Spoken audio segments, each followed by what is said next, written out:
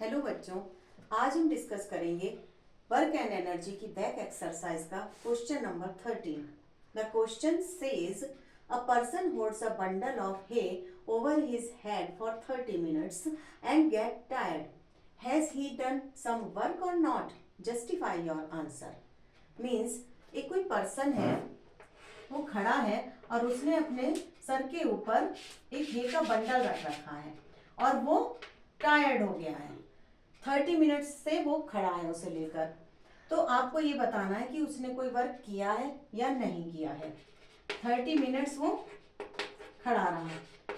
तो इस केस में डिस्प्लेसमेंट तो कुछ भी नहीं हो रहा है और फोर्स जो लग रहा है वो पर्सन उस हे पर ऊपर की ओर डायरेक्शन में फोर्स लगा रहा है. डिस्प्लेसमेंट जीरो है. We know the formula of work done. Work done says that when a force is applied on an object and displacement occur, then actually the work has done on that object. तो W is equal to F multiply S होता है. यहाँ पर S आपका zero है, so work भी zero ही होगा. So in this case ये पर्सन जो है ये कोई भी वर्क डन नहीं कर रहा है.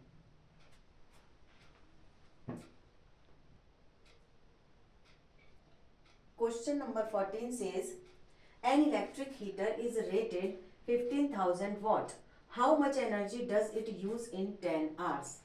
Means इसमें पावर दे रखी है 1500 watt और टाइम दे रखा है 10 hours और हमको क्या निकालनी है? एनर्जी निकालनी है. We know the formula of power is equal to energy upon time. So energy होगी पावर मल्टीप्लाई टाइम. क्लियर? तो एनर्जी निकालने के लिए पावर कितनी है? 1500 मल्टीप्लाई 10 मीन्स 15,000 वॉट आवर्स हो गया ये, क्योंकि पावर की एसआई यूनिट होती है वॉट और टाइम की है आर. इसमें आवर्स में दिया हुआ है. अब हम इसे किलोवाट आवर में जब कन्वर्ट करेंगे तो we know that 1 kilowatt is equal to 1000 watt. हम ये जानते हैं. सो एनर्जी कितनी हो गई? 15 kilowatt hour. Energy is 15 kilowatt hour. This is the answer of this question. You can take the screenshot. Okay. Question number 15 says, illustrate the law of conservation of energy by discussing the energy changes which occur when we draw a pendulum bob to one side and allow it to oscillate. Why does the bob eventually come to rest? What happens to its energy eventually? Is it a violation of the law of conservation of energy? तो question number 15 ये कह रहा है कि जब एक pendulum का Bob हम वन साइड ले जाते हैं, सपोज कीजिए राइट साइड में ले जा रहे हैं और ये फिर वहां से लेफ्ट साइड में आता है, तो इसमें एनर्जी चेंजेस क्या क्या होते हैं? तो जब ये मीन पोजीशन पर है उसे हम जब राइट साइड में ले जा रहे हैं, तो जब ये अपनी मैक्सिमम हाइट पर पहुंच जाता है तो इस समय इसकी इनिशियल वेलोसिटी जीरो होती है. तो इनिशियल वेलोसिटी जीरो होने पर इसकी काइनेटिक एनर्जी भी जीरो होगी, बट यहां पर इसकी पोटेंशियल एनर्जी मैक्सिमम होगी. अब जब ये वापस धीरे धीरे अपनी मीन पोजीशन की तरफ आता है तो इसकी वेलोसिटी इंक्रीज होती है. वेलोसिटी इंक्रीज होने के कारण इसकी काइनेटिक एनर्जी इंक्रीज होने लगती है और पोटेंशियल एनर्जी डिक्रीज होने लगती है. जब ये अपनी मीन पोजीशन पर पहुंचता है यहाँ पर, तो इसकी वेलोसिटी मैक्सिमम होती है. वेलोसिटी मैक्सिमम होने पर इस पोजीशन पर इसकी काइनेटिक एनर्जी मैक्सिमम होती है. यहां से जब ये फिर ऊपर की ओर बढ़ता है, अब ये फिर ऊपर की ओर बढ़ रहा है, तो ऊपर की ओर बढ़ने पर इसकी वेलोसिटी फिर धीरे धीरे रिड्यूस होएगी. जब अब ये अपनी मैक्सिमम हाइट पर पहुंच जाएगा यहाँ पर, तो यहाँ पर इसकी जो फाइनल वेलोसिटी होगी वो अगेन जीरो हो जाएगी.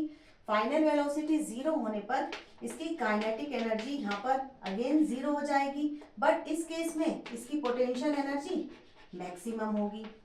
तो यहाँ पर हम ये देख रहे हैं कि एनर्जी का ट्रांसफॉर्मेशन हो रहा है, और law of conservation of energy क्या कहता है? Energy can neither be created not destroyed but it can be transferred from one form to another form. तो देखिए यहाँ पर ट्रांसफॉर्मेशन हो रहा है काइनेटिक एनर्जी का पोटेंशियल एनर्जी में, पोटेंशियल एनर्जी का काइनेटिक एनर्जी में, और ये वर्क मूव कर रहा है।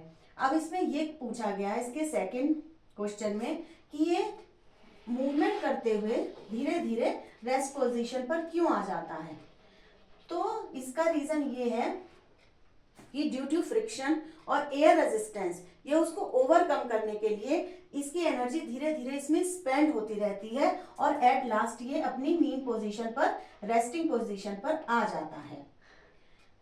नेक्स्ट आपसे पूछा गया, is it a violation of the law of conservation of energy? No, it doesn't violation of the law of the conservation of energy, क्योंकि इस केस में एनर्जी का ट्रांसफॉर्मेशन हो रहा है। ये आप इसे स्क्रीनशॉट ले सकते हैं। Okay. Question number 16 says an object of mass m is moving with a constant velocity v.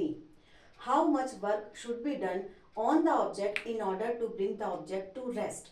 मतलब एक कोई ऑब्जेक्ट है, वो m मास का है और एक कांस्टेंट वेलोसिटी v से वो मूव कर रहा है, तो हमें उसमें कितना वर्क डन लगाना पड़ेगा उसको स्टॉप करने के लिए? वी नो, जब भी कोई ऑब्जेक्ट मोशन में होता है, उसमें मूवमेंट होता है, तो वो काइनेटिक एनर्जी की वजह से होता है। तो हमें किसी भी ऑब्जेक्ट को स्टॉप करने के लिए, रोकने के लिए एटलीस्ट उसकी काइनेटिक एनर्जी के इक्वल वर्क डन करना पड़ेगा, तभी वो ऑब्जेक्ट रेस्ट में आएगा। That's all for today, bye.